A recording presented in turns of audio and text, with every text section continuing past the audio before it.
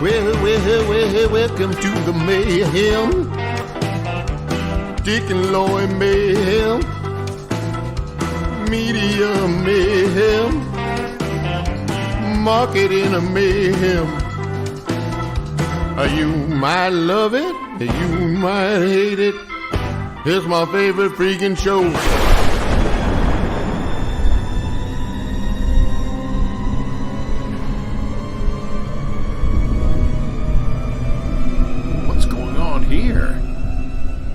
Stay tuned and find out. And join Loy and myself as we chat with Bill Haw Sr., the guy who owns the Livestock Exchange Building and pretty much everything else in the West Bottoms south of 670. What an incredible story he has. All right, Dick, we're with Bill Haws down in the Livestock Exchange Building today. What a wonderful place to be. It's unbelievable. You talk about one of those timeless treasures in Kansas City, and that the gentleman we're talking to today has really pretty much single-handedly saved this building and this neighborhood. Bill, thank you so much for having us here in your cool space. Love this place. Tell us, how did this happen? How did you wind up down here taking this whole area and doing what you're doing with it? Well, how could I possibly expand on what you've just said? I couldn't do anything but all right, well, thanks for being here, everybody. No, I have the advantage in recent decades of having accumulated enough in my life that I can do things in a way that I think are special. And I think this building and this neighborhood are a great example of that. Absolutely. If I didn't think it, I would begin to think it because I hear it every day from people in the neighborhood.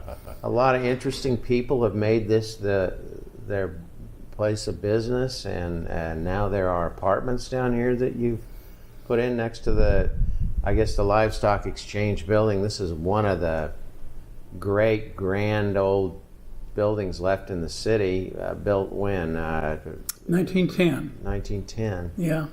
And you've left it essentially the same. I mean, no unnecessary polishing and paneling and anything. I mean, this has got all the great old materials. It's a timeless feel. It is good wooden floors and things like that. Oh, yeah. Tile. Back in when the place opened, there are 9 floors of a lot of offices in this building. Mm-hmm. Who populated this building? It was primarily populated by commission traders who made their living buying and selling cattle out in the stockyards. Yeah. Which was all you could see here, 12,000 men, 60,000 cattle in a single day. 60,000 in a day could come in. The biggest day ever. 5 rail lines, I think. Wow. Leading into it. So it was, even by today's standard, it was an enormous thing, but relative to the rest of the city then, it was just an incredible, overwhelming economic presence. When was the final time that there was cattle brought into this area? Well, it's probably not that easily definable. Yeah. It was precipitated by the emergence of the large cattle feed yards, where up until then, cattle were owned in very small numbers by an infinite number of small farmers. The feedlots concentrated the presence, and not in Kansas City, but in more remote places.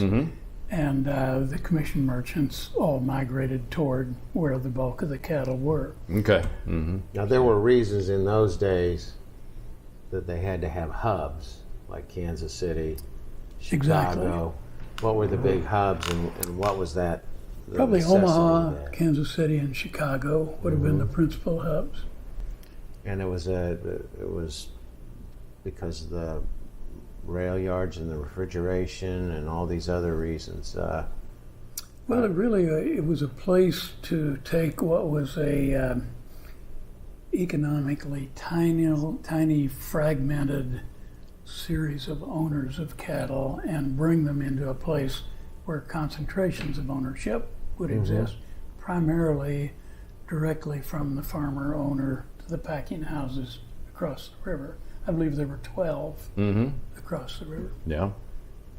And are you in the cattle business, or have you been, or is this just something that you took a liking to, an interest in this area?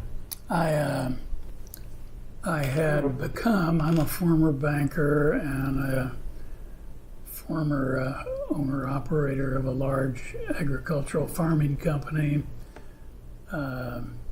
Did really the first huge concentrated hog ownership, kind of parroted what they had done in the chicken business from a fragmented, tiny industry to a very highly consolidated, efficient business. So I had quite a bit of experience in agriculture, and I'm also a large rancher landowner in the Flint Hills. That's right. I want to talk about that soon, because people were telling me about the Flint Hills thing that you had going on out there with the music, and I think you recently sold the property or part of it, or I've sold some of the Flint Hills land. I think I beautiful probably, land. I've seen pictures of it. Amazing. Scenic is sometimes more valuable than practicality, and if you've got both, Yeah. you have the best of all worlds. Now, you went from banking to a large-scale, innovative hog operation? Well, there was an interim step. I went from banking, and I did have a wonderful career at the Commerce Bank. Commerce Bank here in Kansas City. Yeah, and within probably 6 years or so, I was offered the presidency of the bank as a very young man. Turned it down because I felt like I would have had to stay forever if I accepted that incredible honor.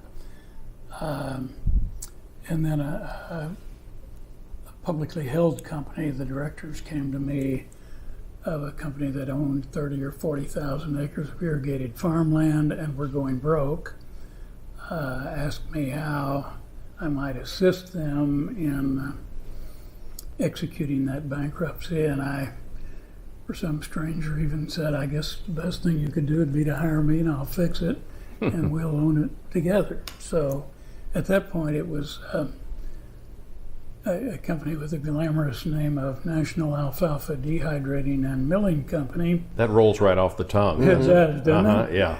But it was a publicly held company, and their principal asset were a huge ownership of irrigated farmland. I had the reputation, if not the resources, to be able to borrow the money that they needed, and by running the company a little better, made it a very successful company. The next step was to build a hog operation that really parroted what Don Tyson had done in the chicken business, which was take a highly fragmented, scattered business and make it an extremely high-volume, concentrated business. I thought, gosh, if Don could do that with the chickens, I bet I could do it with the hogs. So that was the next step in the business. Well, how old were you at this point? Oh, more than 12, I think. You said you'd been a banker for 5 years? A total of 10 years. 10 years? Yeah. You were a very young man when you were doing these big deals. I was, yeah. And as an English literature major, again, I had English the advantage literature, of not- typical English literature not knowing major anything. slacker. That's right. That's a fantastic story. So you were a fast study, obviously, in the agriculture world, and you picked up on what Tyson was doing with chicken, and completely built this operation from scratch, modeling it after that. And I did, yeah. I think Wow. I remember talking to then the president of IBP, now Tyson Foods,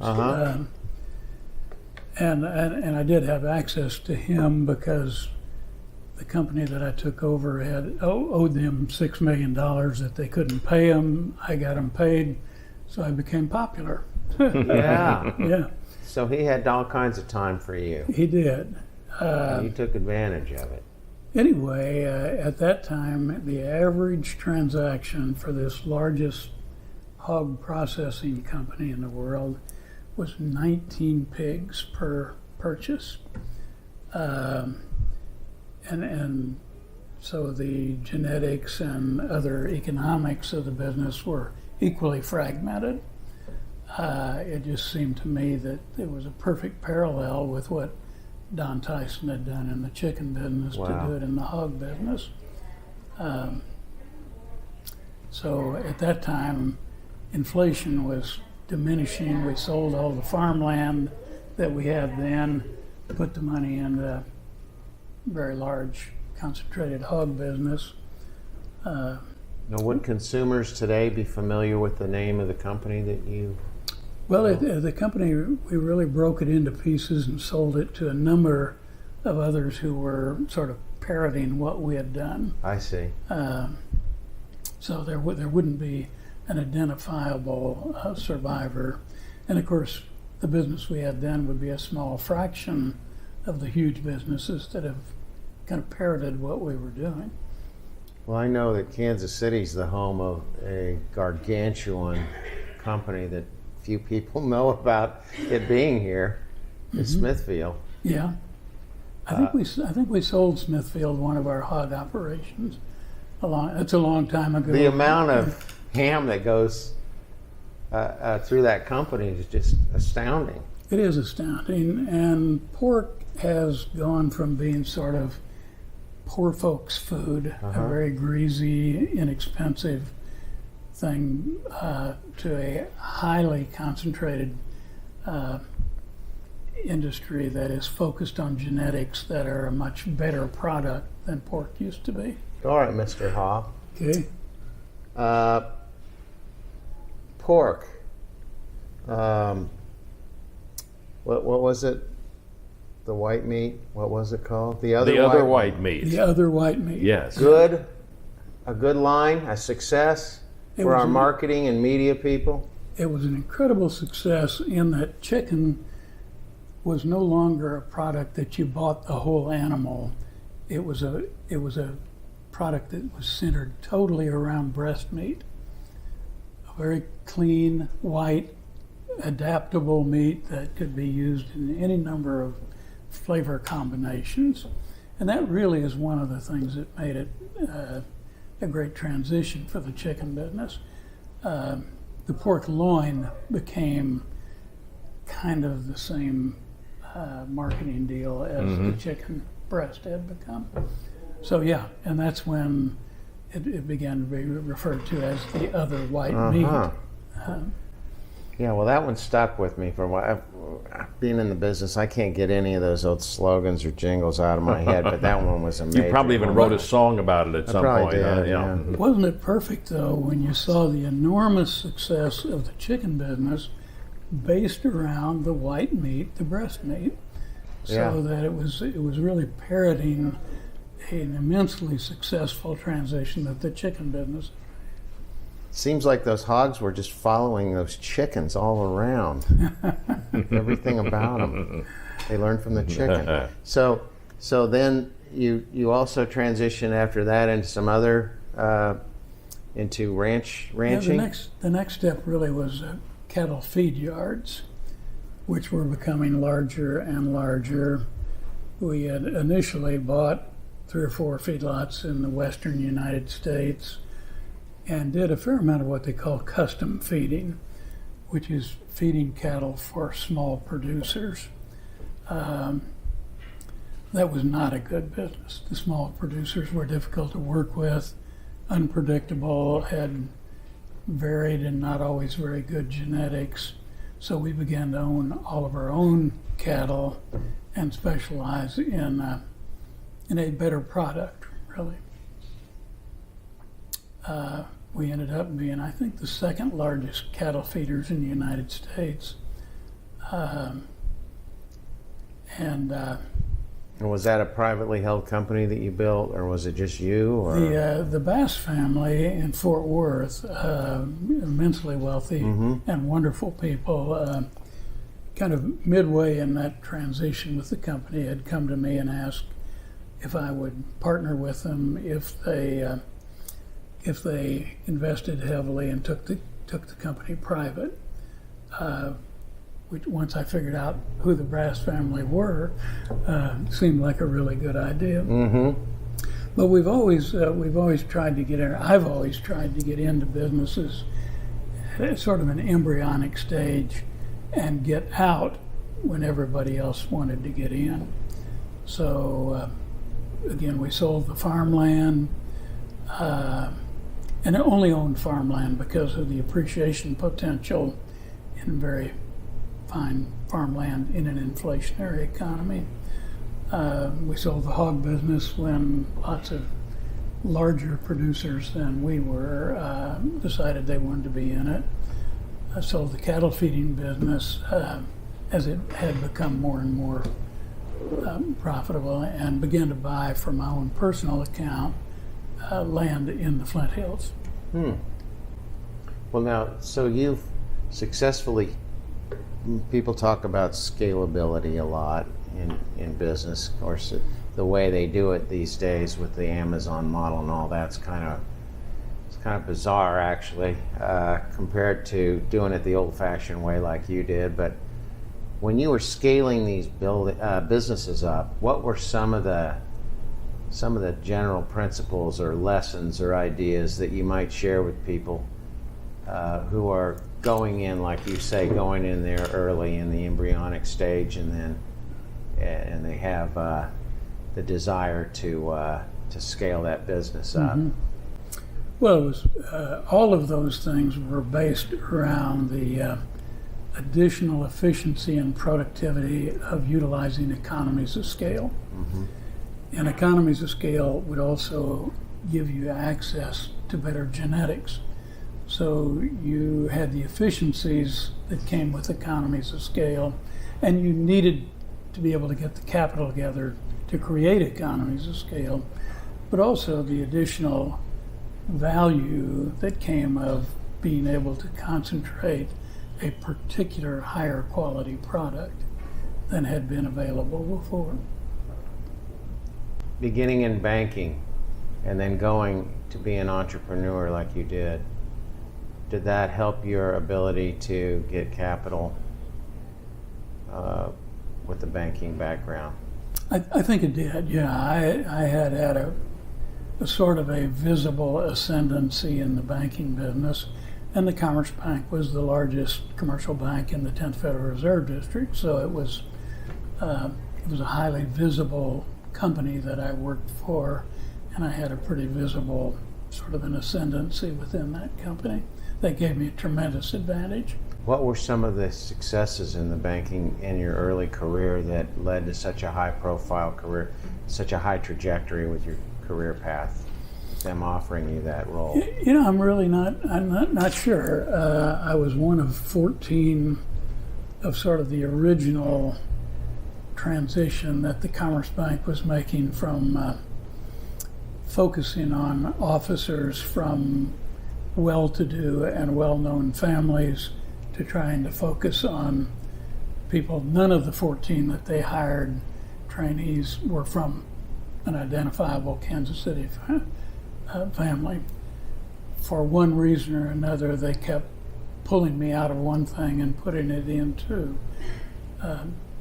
first the Commerce Tower, then the formation of the holding company, and I ran the first bank that they sent me down to Joplin to run the first bank.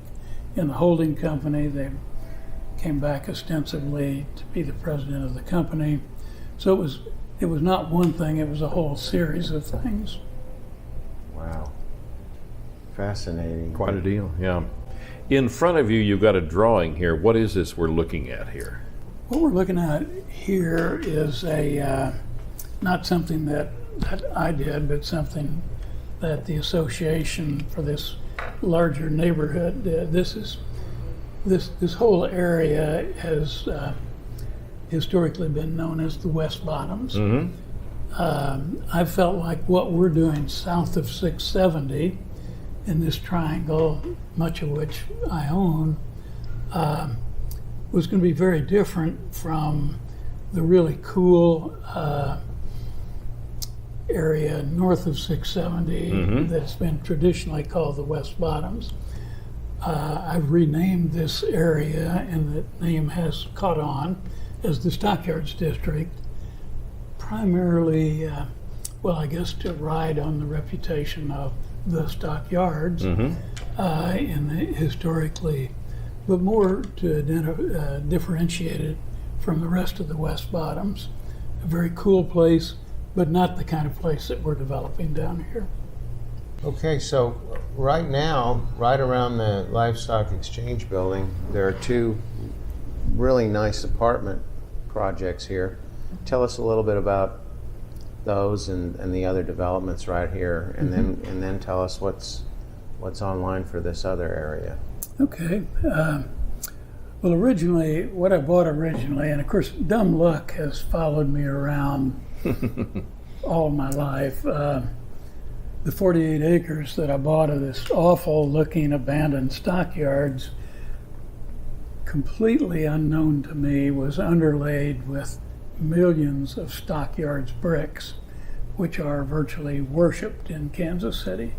So I ended up selling half of the bricks for more than I paid for the whole 48 acres. Wow. Dumb luck. Holy cow. My gosh. You're the first brick magnate I've ever Who would have thought? heard of. A bricionaire. So again, we've tried to keep the magic of the old stockyards name and some of the assets of it and change it. The other thing that hardly anybody knows is 20 acres of what I've got left here along the Kansas River is on this side of the river.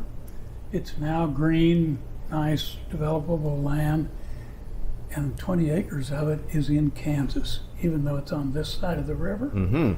There wouldn't be 1% of the people in Kansas City who would even believe me if I told them, but it is. That's wild. It is wild. So again, the development that you ask about.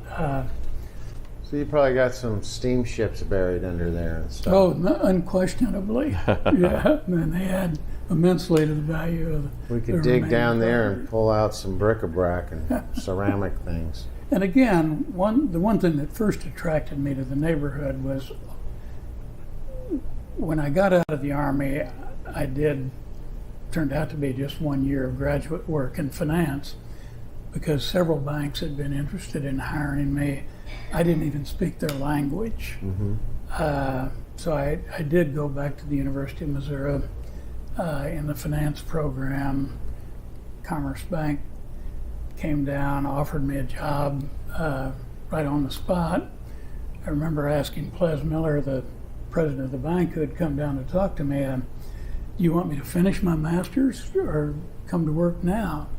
And his answer, I'll never forget, was, I'll pay you $420 a month then, or I'll pay you $420 a month now. And the decision was obvious. The big money. Anyway, we now have these really nice all concrete apartment that I built across the way, smaller with commercial space on it, doing very well. And then With commercial space, you mean on the bottom? yeah, there are two architectural firms that have Okay. the first floor. So tell me what kind of person is looking to live down here. I mean, this is an exciting area. You've got the river, and I mean, you're right down here in this interesting area. You're kind of separated from the city. Separated from, but adjacent to. Yeah. Yeah. I mean, you don't have any of the typical, you've got wide open space. Yeah. And it's right next door to the city, but what type of person who's coming down here? What are the rents like? What is it like to live down here right now? The rents are very competitive. And again, we only have in existence right now, we only have the one small apartment project across the street. There are 320 units being built here. Land In the that yards, in the yards. the new one. That I sold to Flaherty and Collins a large national apartment developer. Okay. I have retained some. And that's the old Golden Ox parking lot. It kind is of, the was it? old Golden Ox Yeah. parking lot, Sure. right. Yeah. Okay, so you retained ownership of the older apartment building?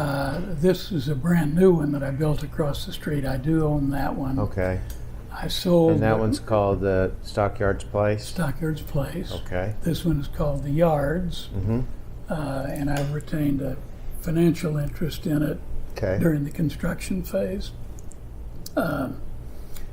We are already planning the second large apartment unit that will be across the state line, but this side of the river.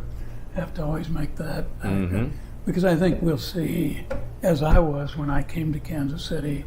I'd never lived in Kansas City. I'd never been in Kansas City, but it seemed like a really wonderful place to live. Everybody in the Commerce Bank said, if you're going to have kids, you need to live on the Kansas side, and so I did. What we will be able to offer people is Missouri on this side of the street and Kansas on that side of the street. And the Mocan Bar right in the middle of both of There them. you That's go. right. And when the cops come, everybody shifts to the other Shifted side to of the the room. side, yeah. That's one of the benefits. You never know what Yes. kind of state laws are going to Yeah, pass. there'll be you know. marijuana on one side right. and none on the across the street. So. Oh wow, that is phenomenal. So you've got other interesting people down here. You've got, what is it called? Amagoni? The Amagoni Winery? Yeah. Wines? In the Drover's Telegram building that I bought out of bankruptcy several years ago. And Carrie and Michael Amagoni have built a incredibly successful winery and event space in the Drover's Telegram building, which has DMH Marketing, a very successful company. It has the upper floors of that building. Wow. It's an interesting place to be. I mean, the vistas are really fantastic. You can really see a whole lot of the city. River, air, all kinds of highways. Now, were you involved in the redevelopment of the Hy-Vee arena down here at all? Yeah, interestingly enough, I was involved initially, but the guarantee terms of the lender were not satisfactory to me, so so I did not continue with the plan to be part of it. Yeah. Okay. It's a fabulous facility. Steve Fouch has done an incredible job. Went from one basketball court to 12 basketball courts, Yeah.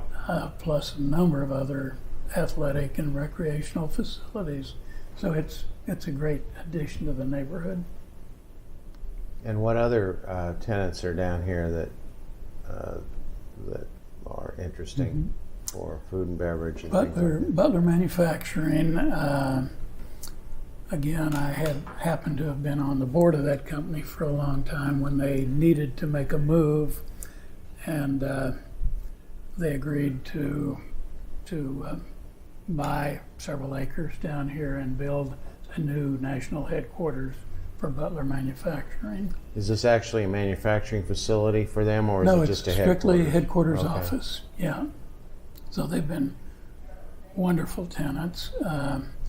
I sold my initial transaction was to sell 17 acres to Gateway Computers, then and Gosh, the old temporarily Gateway. Wow. a Yeah. legendary name. Yeah. I thought, gee, what a brilliant thing for me to have done. And of course, their future was not nearly as good as their past. Yeah. Well, now is that the Stockyards location? Why they painted their boxes like Holsteins or whatever that was? No, but you may be familiar with what I call the Bull Mountain, which Right. is a Sure. Flint Hills replica. Ted Waite, I think was his name, was the chairman. He always told me he was going to have people sneak in and paint the bulls on the Bull Mountain like Holsteins, which I assured him there'd be severe consequences if he did that. But now we have Mark I Electric there, and the state of Missouri has an office in that property. So Gateway didn't last, but we've ended up with 2 wonderful tenants. Not tenants of mine, I'm sorry. Occupants. Occupants down here. Yeah. Okay. So you see a lot of this development happening over the next 5 years. Is that your plan as far as that, or? To me, I'm 80 years old, so 5 years sounds like a long time. Let's make it quicker than All that. right, let's do it. Yeah. Yeah. Well, for 80, I see that bicycle and helmet there. That's probably yours, isn't it? Yeah. Yeah. Yeah. You've got an obviously active lifestyle. You ride that saddle anywhere? Yeah, I What's the used story to. on that thing? That one was given to me by a man whose father had worked here all of his life, and a very touching story. He brought the saddle in, said his dad had ridden that saddle all of his working life, and he knew that it would make him happy to know that I had it, and so he gave it to me. Wow. Yeah. Very cool. What Yeah. about the statue behind you there of the big cowboy on the horse? That's a work in bronze by Ulysses Grant Speed. I bought another smaller one there from him, and I really felt like he was the best artist ever in Western bronzes. So I've accumulated a number of his works over a period of time.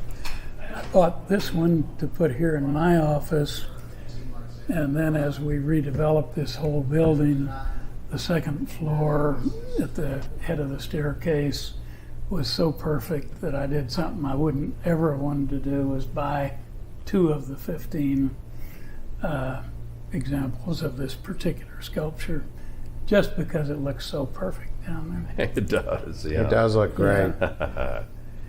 Now, this building has a lot of quirky, interesting attributes, like the bathroom situation is pretty fun. Yeah. I love that story. I was talking to Art Fillmore, who's one of your tenants, and I said, Art, I can't find the restroom. And he said, well, you got to go to the next floor. He said they had to make this a women's restroom because they didn't have women's restrooms Well, they didn't have women. because Back they in the didn't day. need them. Yeah. So when this was built, this was a man's world down here. You know, it really was completely a man's world, and again, every architect that I talked to about redoing the building, because it was a derelict, wanted to modernize it, narrow down the halls, narrow the lobbies, the elevator lobbies, and I said, I don't want to do that. Just make it look brand new, exactly like it probably looked. I'm when so they glad built you it. did that. I am too, and I think it'd be safe to say that all or virtually all of the tenants in the building are awful glad I did it too. There is a romance, there's a timelessness to it that feels like no place else. I mean, Yeah. to me, the only thing I can compare recently, the experience, was going back to Leavenworth for a meeting and driving down that main street. Is that the prison where you had spent Yes, some time? well, I was there. I was just visiting a friend, Yeah. some friends, old friends. But the way that old main street is opened up and those buildings are essentially for several blocks are untouched, it's that wonderful feeling of timelessness. And that's kind of how I feel when I walk into the lobby of this building. I have people tell me that every single day, and a lot of people will come here to visit friends or customers who have space in the building, and will make it a point to come up here and tell me how much they love the building. So there's something magical about it. Absolutely. Yeah. And our city, Kansas City, is like probably every other city in the country. Many people spend their entire day and evening, they live, they work in places where everything around them is newer than they are. Yeah. And that's just a little disturbing. It's fun to go into a place where it's older than your daddy. It's even older than me. Quite a bit. That's right. No, it is a wonderful old building, and I am fiercely proud of what we've done here and how many people seem to love it.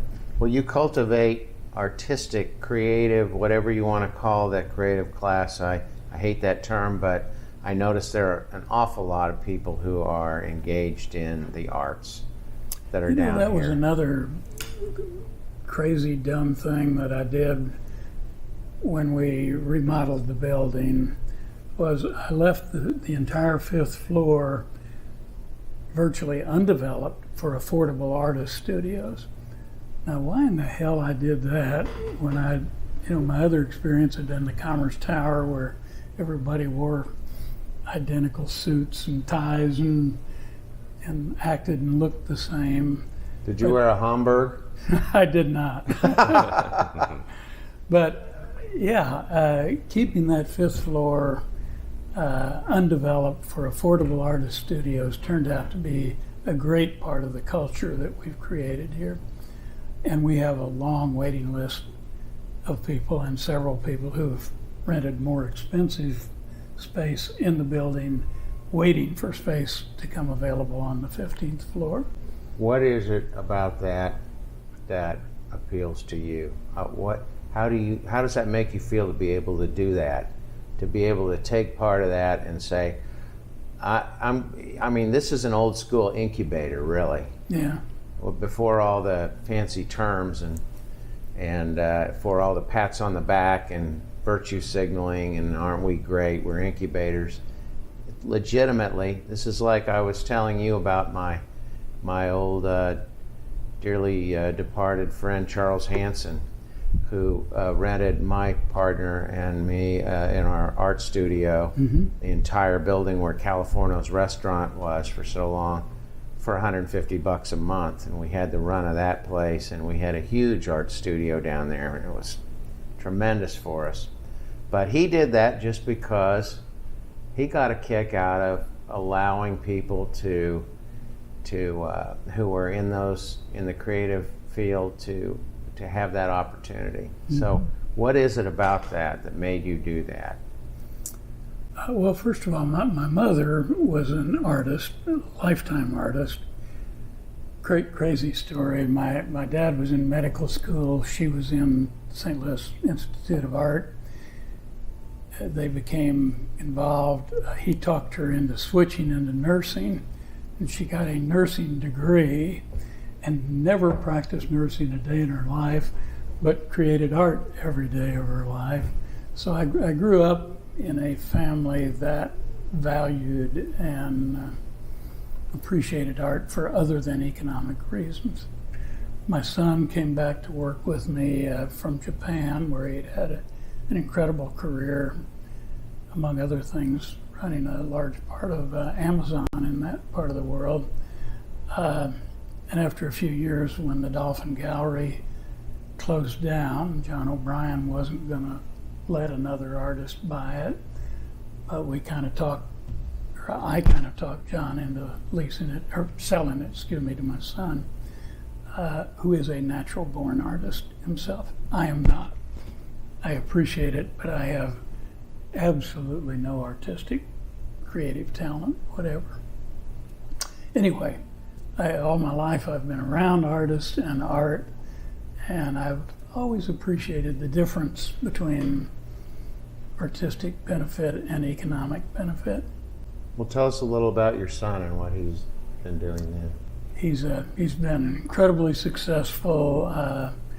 Again, John O'Brien was good enough to agree to sell it to someone who would carry it on as a gallery. He runs it as a business, and he's doing extremely well as a business. Has a second location in the Crossroads now, and is maybe looking at some other real What does he estate call the opportunities. business? It's the Dolphin. Okay. The Dolphin. Yeah. Which it was under that same name with John O'Brien. Okay. Very well-known gallery. Yeah. What have we missed out on in talking with you, do you think? Anything else? Yeah, maybe access to the river.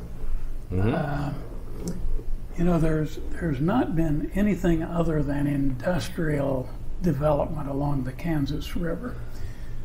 The Kansas River is not very much like the Missouri River, which in Berkeley Park is spectacular, beautiful. But the Missouri River is very threatening. The Kansas River, on the other hand, is very peaceful and quiet.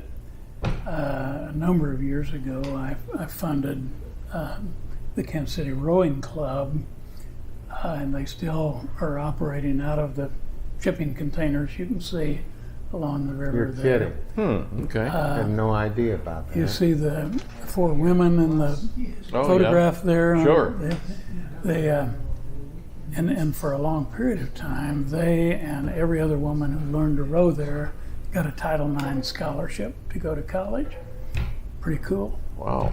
That is fascinating. And if there's anything more beautiful than 4, 6, or 8 women rowing a beautiful boat in the river, I don't know what it would be. I have never experienced that firsthand. I've seen it on TV. You know what?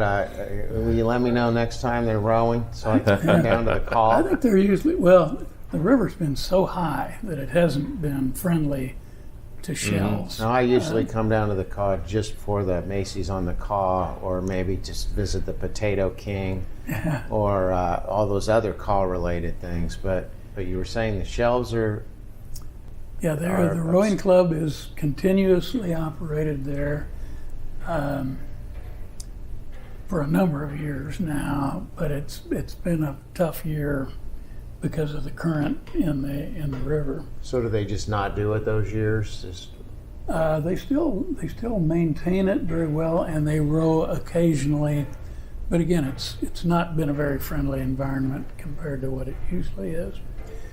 The other thing we haven't talked about is the proposal to develop the bridge. I wondered about that. Yeah. Kansas City, Kansas, very supportive of it. Again, the bridge is in Kansas. And the mayor of Kansas City, Kansas, David Alvey, has seen to it that the next, I think, 4 or 5 miles of their levee top road on the other side of the river going upstream is now developed as a trail. It isn't yet hooked up to the bridge, but it's in the process of doing that. And then we'll also hook up on this side, and this levee top road it's as beautiful a trail as the Katy Trail is. Really? Yeah. And what is the bridge called? Do you know? Yeah, I think it's the Rock Island Bridge. The Rock Island Bridge? Yeah. And what is the surface of the bridge itself like? Right now it's a railroad ties and rails. It will be, of course, a flat surface. And it would be a biking and walking trail, is that the Biking idea? and walking, and the developer of it wants to put facilities there, restaurants, bars, event spaces on the bridge, but maintain the trailway for the deal. It's really a cool idea. Hopefully we'll be able to open up the levee top road all the way down to the Woodsweather Bridge, which is a beautiful and almost never used walking bridge across the Kansas River where it intersects with the Missouri. Really? River. Don't even think I knew that was there. I didn't know it was there. Oh, you should see it. Yeah. That's fascinating. So how could people find that walking bridge?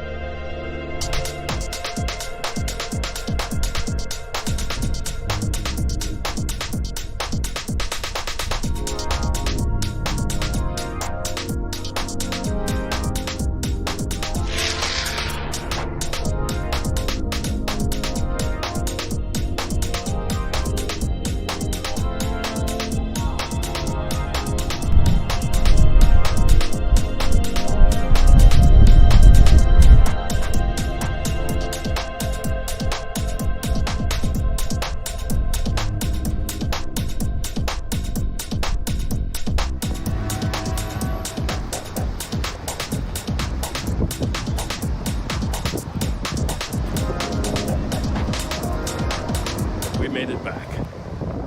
Hopefully we'll end up with a loop trail from this bridge to that bridge here. You know, how many people are going to be living in this patch of ground here Eventually, eventually? a few thousand. Yeah, initially I thought I wanted to do some kind of luxury condos along the river there because the riverfront is so beautiful there.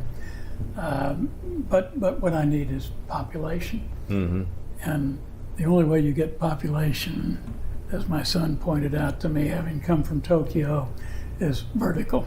No. Okay. So, yeah, there will be offices and apartments all along the river here.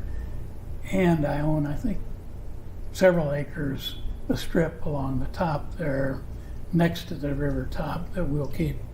I've offered to sell it to Kansas City, Kansas, for a riverfront park, just 2,000 linear feet. So the Kaw is a mellower river. Very, Should be, very peaceful river. Yeah. Should be something that we take advantage of. And it's something that you'd let your kids walk down and fish in the river. Or wouldn't worry about them getting swept away. Where is that island? How far away is that island that resides in the middle of the Kaw? Up this way a few miles. Is it? Yeah. That's always fascinating Yeah. too. Yep. Can Yeah, you build some apartments on that island? I'd kind of like to go out there. Dick, let's get some Lime or Bird scooters and go out to the island. All right, sounds good. Yeah. But this area here, this, again, I think I've got about 17 acres maybe along the river here. It's just going to be ideal. I mean, it really will be. I'm already seeing young women with kids walking their kids and their dogs over to the river over here, and that will be times 100 as we get the other apartments finished. Well, you've done great things here. I'm so glad that you found this before it went the way of all the other great old buildings. Well, I am too, and it's, you know, it all goes back to the finance courses that I took at the University of Missouri that were totally focused on access ramps to the brand new concept of interstate highways. So that and dumb luck. That and dumb luck, yeah. What a Dumb luck great was probably combination. first. Yeah. Well, I guess one of the things about Kansas City, the people who I grew up here, and Dick grew up here, and we've talked about this before. It's a hub. That's what it is. It's its reason to exist, is that it's a hub, which is something that people don't really. I mean, I never heard that when I was a kid growing up. That it's a rail hub, it's a highway hub, it's an air hub, it's a water hub, it's a storage, it's underground storage. I mean, it's a great manufacturing, distributing, storage hub. You know, though, I think more, and I'm talking from personal experience as much as anything, but the job offers that I had before I went to the Commerce were in Houston, Los Angeles, St. Louis, somewhere else, and Kansas City. And the reason I came to Kansas City is I thought, what a wonderful place to live and raise your children. That was more important than all those other things put together. I kind of think that's a big part of the attraction of Kansas City.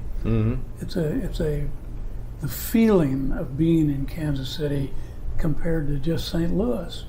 It's night and day. I've got to agree with you on that particular comparison. Yeah. Well, try Los Angeles or Houston. Been there. Lived on a couch there, haven't you? Yeah, I did. But and you're in the hub of the hub. I think so. I mean, Kansas City wasn't a cow town. It wasn't a cattle hub. It was just a hub, and cattle was the thing that was being It was the big deal then. hubbed. Yeah, yeah.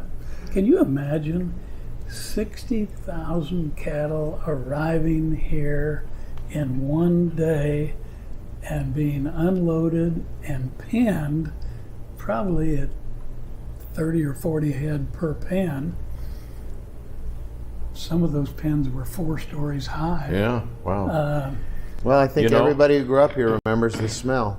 I was just going to say You that. knew it That's I can still identify the smell of the stockyards wafting over Have the you city ever heard somewhere. anybody say, wasn't that smell awful? I never have. Not really, no. Yeah. We Either were had that or kids you- in the back seat of the car. Yeah. We'd been out all night with our parents had been somewhere, and we were going home. We always knew, oh, we know where we are now. You were here. It's either here or We're with the getting grain close. up in North Kansas City that I grew up around. The grain bin. So Well, I'll tell everybody, if you haven't been to the Stockyards area recently, there's absolutely no unpleasant odor. there's no unpleasant odor. It's way gone. And there will be even less when Loy and I leave the That's area. right. No, Kansas City is, and I'm from a little bitty town, lead mining town down in the Ozarks. And what was that town? Bonne Terre. Bonne Terre. I had friends that grew up in Flat River. Oh, really? I used to go to Flat River a lot with my Yeah. parents growing up. Yeah. That's a musical kind of a name, isn't it? Flat River. Yeah. 6 miles away by bicycle. as I Bonne recall. Terre. Yeah. Oh, my, yeah, sure.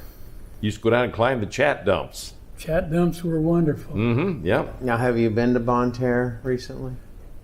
Not as much as I should have, because I loved growing up there, and it's a great place to grow up and not a very good place to make a living. So, Well, I have a theory about Kansas City. And from growing up here and talking to so many people, I think 90% of the people that are anywhere around my age or older who are business people here in Kansas City have a connection to some town somewhere between Wichita and St. Louis that they either they have an affinity for it. They either want to go back to that town and show everybody that they're so much better than that town and get even with them, or they want to go save it, or they want to go hug it. Yeah. But they've all got a strong feeling about some small town yeah. that's around here, and you just got to scratch the surface and you find out, well, there's that boy. he's- Dell Dunmire, Harrisonville. Yeah. You know, though, it's so tragic that most of the small towns are just, there just isn't any economic value. Or Cottonwood Falls, where I've developed, you can see those 2 top ones there and the top 3 over here. And Now, how did you Beautiful wind up building. getting involved in that? Just Well, more building, hugging? You just said that's a beautiful Cottonwood place that Falls, needs to be saved? they've got a beautiful, beautiful courthouse, town Uh-huh. of 800 people. And all of these buildings that I've restored there were derelicts that were boarded up, full Wow. of pigeons, and yet they have no economic value. Cottonwood Falls, I think last year, was named one of the 5 most beautiful tiny towns in the United States. But those buildings that I've put millions of dollars in the aggregate into have no value. This one right there, see that stone building right there is partly covered. Uh-huh. Gosh, I think they put $400,000 into it, but the taxes are $10,000 a year, and the local realtor tells me you couldn't give it to anybody because they couldn't pay the $10,000 in taxes. Yeah. So Well, the city loves you.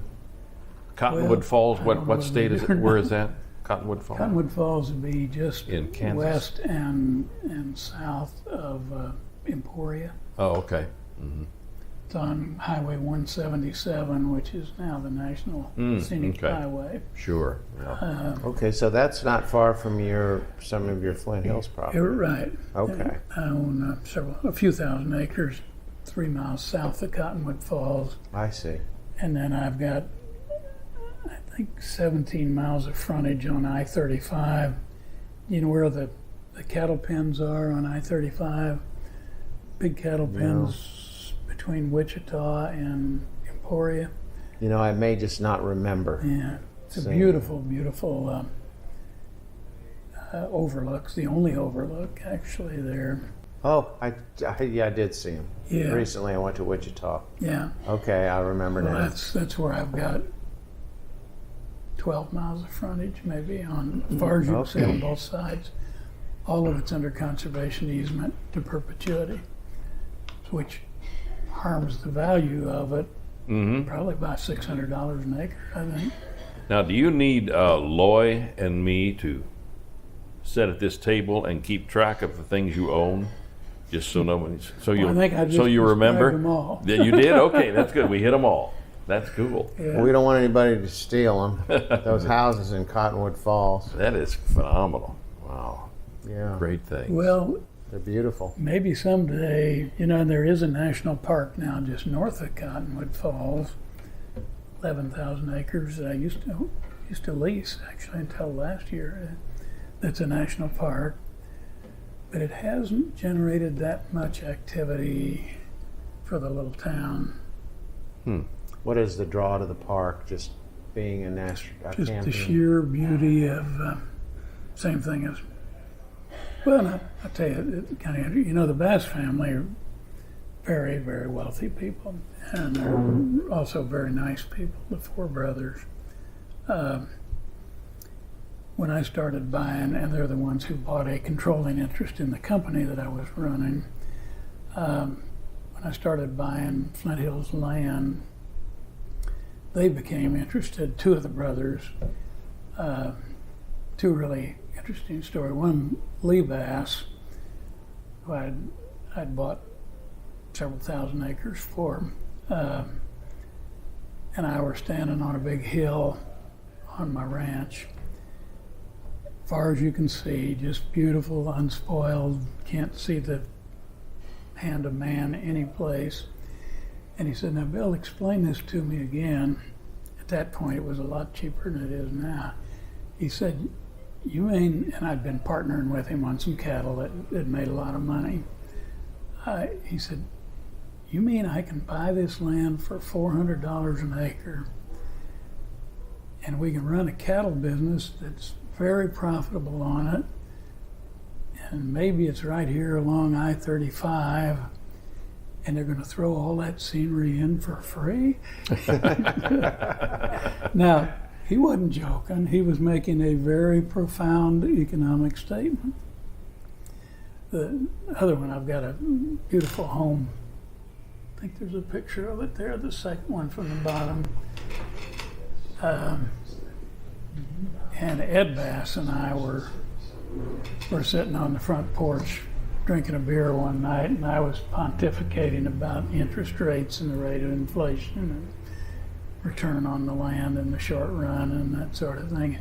And Ed punches me in the shoulder and he says, "Bill, this is priceless."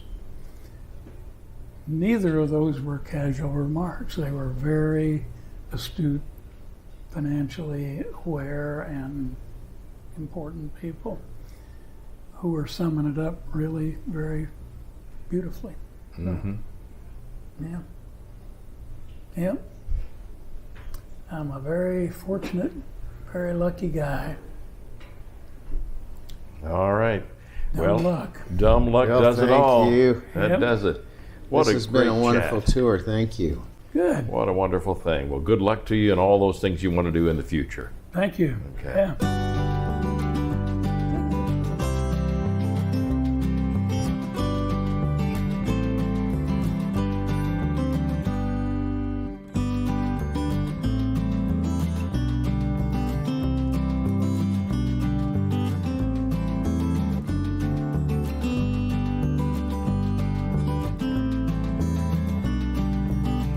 Aloy, you never know how it's gonna end up when you do a podcast, huh? When we came to the West Bottoms to interview Bill Hoff, Yeah. I I didn't think we'd be crawling up an embankment down by the river. I didn't think we'd be like sticking our toe in the caw. Yeah. I didn't think we would be at a winery. I didn't either. Enjoying beverages and whiskeys. Amagani. Yeah. And we whiskey. stumbled onto this, and look in this Look room. at all the whiskey. There are people giving out samples of vodka. They're like and all 8 kinds different of stuff. distilleries here. What a thing you can find I'll tell you, you're one in the little West afternoon Bottoms. in the West Bottoms. What an adventure. right here in Hallville. Unbelievable.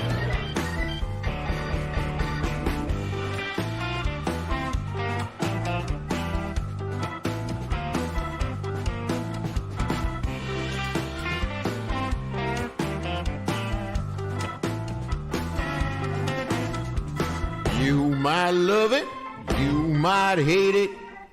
It's my favorite freaking show.